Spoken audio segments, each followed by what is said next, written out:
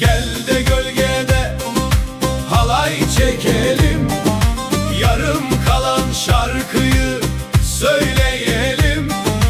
Bir sen eksik köy tamam, dizime vurur içim paramparça.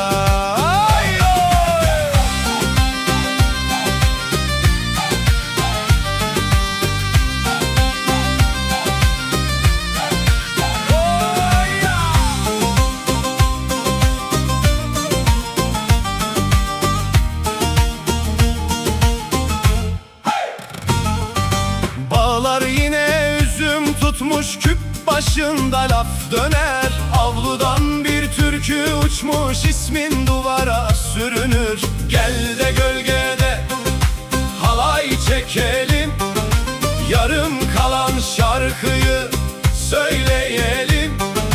Bir sen eksik köy tamam, dizime vurur içim paramparça.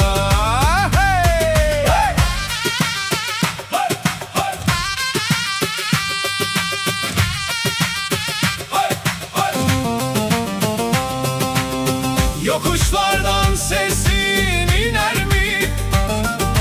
Taş duvarlar seni dinler mi? Ben bu yazı tek başıma